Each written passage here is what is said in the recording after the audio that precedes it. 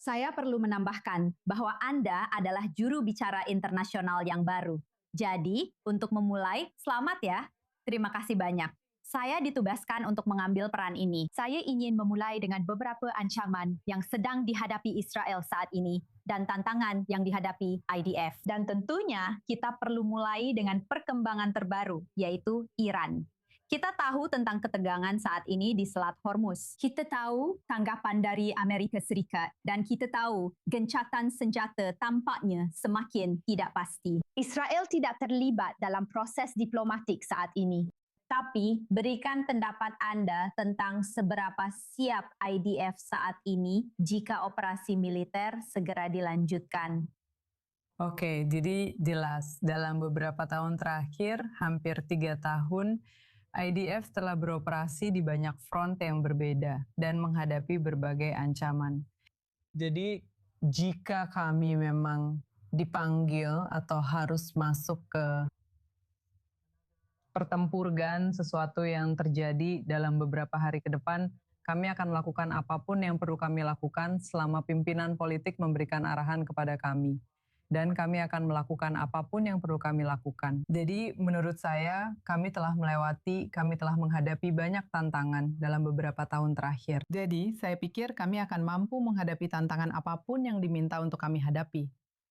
Dan ancaman-ancaman yang telah muncul dalam beberapa tahun terakhir saat kita mendekati hampir 3 tahun sejak 7 Oktober. Dan kita melihat ancaman dari Hamas, ancaman dari Hizbullah, belum lagi Houthi. Ditambah tentu saja kepala gurita itu sendiri, Iran. Saya ingin pendapat Anda saat ini tentang kemampuan IDF untuk melindungi negara di semua lini. Jika terjadi dimulainya kembali aksi teror dan kelompok-kelompok proksi terlibat lebih jauh dari yang mereka lakukan saat ini, bisa dibilang begitu. Ya, jadi IDF beroperasi dari zona keamanan kami, baik di utara maupun di dekat jalur Gaza atau di sekitar jalur Gaza. Dan IDF tidak akan membiarkan organisasi teror manapun bertemu dengan warga sipil kami sebelum mereka bertemu dengan IDF. Jadi, begitulah cara kami beroperasi sejak saat itu. Dan kami telah banyak belajar sejak tanggal 7 Oktober. Dan kami tidak akan membiarkan organisasi teror manapun berdiri, baik di Israel maupun di perbatasan manapun Israel. Jadi, itulah yang sedang kami lakukan sekarang. Dan itulah mengapa kami memiliki zona keamanan kami untuk memastikan bahwa organisasi teror berhadapan dengan IDF dan bukan warga sipil kami di perbatasan. Zona penyangga tersebut sangat penting dalam melindungi warga sipil di dalam negeri. Namun, ada seruan dari Kepala Staf IDF, Yael Samir, yang mengatakan, IDF membutuhkan lebih banyak tentara. Sekarang, kita tidak akan membahas Undang-Undang Penghindaran Wajib Militer dan ketegangan politik terkait isu itu saat ini. Berikan kami gambaran tentang kebutuhan personel cadangan untuk IDF saat ini, di masa yang sangat penting ini. Oke, jadi Israel adalah negara kecil dan IDF adalah rakyat Israel dan rakyat Israel adalah IDF. Begitulah cara semuanya berjalan di negara ini. Dan kita punya tantangan yang kemungkinan harus kita hadapi di masa depan. Dan saya yakin kita akan menemukan solusi untuk menghadapi tantangan apapun yang kita miliki, jika kita berbicara tentang jumlah personel dan berapa banyak personel cadangan. Tentara adalah tempat yang memberikan kesempatan bagi siapa saja untuk datang dan bertugas di posisi apapun. Baik itu perempuan maupun laki-laki, religius atau tidak religius. Dan saya yakin kita akan mampu menghadapi tantangan apapun. Kami memiliki banyak orang di negara ini dengan tujuan untuk menjaga perbatasan dan melindungi tempat yang sangat istimewa ini. Jadi kami akan terus melakukan itu. Dan saya yakin kita akan mampu menghadapi tantangan apapun pada akhirnya, tidak peduli berapa banyak orang yang direkrut sekarang atau di masa depan. Saya rasa banyak orang setelah sekian lama mungkin masih terkejut mengetahui bahawa IDF masih menemukan terowongan teror di Lebanon Selatan yang bertujuan untuk masuk ke Israel Utara. Dan kami baru saja mengetahui dalam beberapa hari terakhir bahawa ada upaya di dalam Gaza untuk membangun kembali terowongan-terowongan teror tersebut. Dan kami tahu persis apa tujuan dari upaya tersebut. Berikan kami gambaran tentang seberapa besar kepercayaan anda terhadap kemampuan IDF untuk memastikan berakhirnya penyelundupan senjata, penyelundupan amunisi, penyelundupan orang melalui terowongan teror, belum lagi rencana-rencana yang ada untuk mencoba melakukan pembantaian lain seperti yang kita saksikan pada 7 Oktober. Jadi itulah alasan utama adanya zona penyangga tersebut. Itulah mengapa IDF berada di sana, mengawasi, memastikan bahwa warga sipil kami tidak terancam dan tidak ada lagi terowongan yang dibangun. Dan agar peristiwa 7 Oktober tidak terjadi lagi. Itulah mengapa IDF masih beroperasi di setiap lini. Akan ada ancaman di masa depan, dan kami tidak akan membiarkan itu terjadi lagi. Jadi ya, kami masih menemukan infrastruktur baik di sisi utara maupun di bagian selatan. Tapi kami sedang menangani itu. Kami telah membongkar begitu banyak kemampuan dan teroris, sekali lagi, juga di utara, juga Hizbullah dan juga Hamas. Dan setiap hari yang berlalu, kami semakin banyak mencapai keberhasilan. Ada bagian lain dari wilayah ini yang memiliki tantangannya sendiri, yaitu tepi barat. Dan ada beberapa kritik terhadap IDF karena dianggap tidak cukup tegas, terutama terhadap para pemukim yang menargetkan desa-desa Palestina.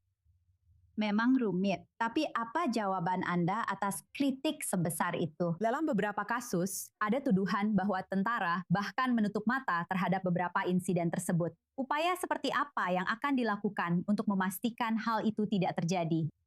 Saya tahu apa nilai-nilai kita, apa yang diajarkan kepada para tentara kita. Saya tahu bahwa kita tidak ingin menyakiti siapapun yang tidak terlibat, yang bukan bagian dari teror dan tidak mencoba membahayakan kita dengan cara apapun. Sangat sulit, menyakitkan ketika kita mendengar berbagai cerita tentang orang-orang tak bersalah jika sesuatu terjadi. Dan itu sangat-sangat sulit. Dan situasinya juga sangat-sangat sulit di tepi barat. Ada otoritas yang berbeda dengan tanggung jawab yang berbeda, tetapi tentara kami juga ada di sana untuk memastikan bahwa orang-orang bisa hidup dengan damai.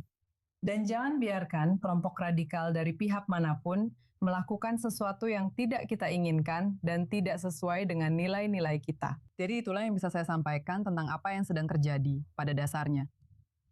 Ancaman teror yang berasal dari tepi barat juga tentu saja menjadi perhatian utama, terutama bagi warga sipil di sini yang tinggal di Israel dan menyaksikan perkembangan di berbagai lini ini. Ada sebuah cerita yang ingin saya dengar pendapatmu tentang perempuan di unit elit di militer. Dan saya lihat kamu juga tersenyum. Baru-baru ini ada berita konfirmasi bahwa seorang prajurit tempur perempuan telah menyelesaikan pelatihan untuk Sayeret Matkal. Bagi yang belum tahu, ini adalah salah satu unit paling elit di militer. Berikan kami gambaran tentang pencapaian ini. Ini belum pernah terjadi sebelumnya, dan tantangan yang akan dihadapi perempuan yang ingin menjadi bagian dari unit-unit elit ini. Ya, IDS memberikan kesempatan bagi semua orang, baik pria maupun wanita. Dan seperti yang saya katakan, baik yang religius maupun yang tidak, kami ingin menyediakan tempat yang baik untuk setiap tentara yang datang dan merasa nyaman di tempat mereka bertugas. Kami sangat senang dengan perempuan yang juga berada di posisi tempur dan juga menduduki jabatan tinggi. Dan kami akan senang melihat lebih banyak lagi yang bergabung. Kami sangat antusias tentang hal itu. Dan ya, itulah IDF. Itu hanya satu cerita. Sayeret Matkal adalah unit yang sangat spesial. Tapi kami memiliki banyak lagi perempuan di berbagai posisi yang menarik dan penting.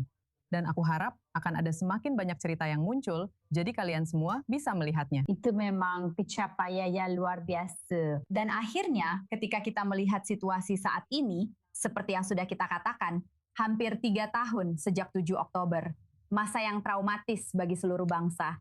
Bagaimana menurut Anda semangat di kalangan personel IDF saat ini? Kita sudah membicarakan tantangan-tantangannya, kebutuhan akan pasukan cadangan. Ada pasukan cadangan yang sudah menjalani tugas ketiga atau keempat mereka, berminggu-minggu lamanya jauh dari orang-orang tercinta, demi melindungi negara. Menurut Anda secara umum, bagaimana tingkat semangat di dalam pasukan pertahanan Israel saat ini?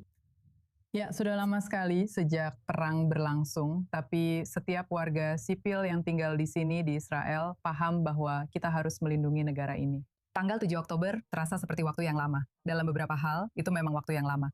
Tapi dalam beberapa hal lainnya, itu waktu yang singkat. Kami masih trauma dengan banyak hal yang kami dengar dan lihat sejak saat itu.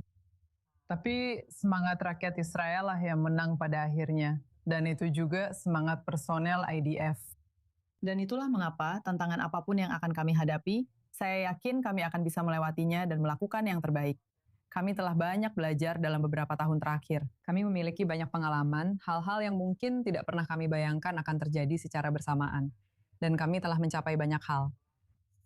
Kami bahkan belum membicarakan pencapaian-pencapaian yang diraih ribuan kilometer dari sini.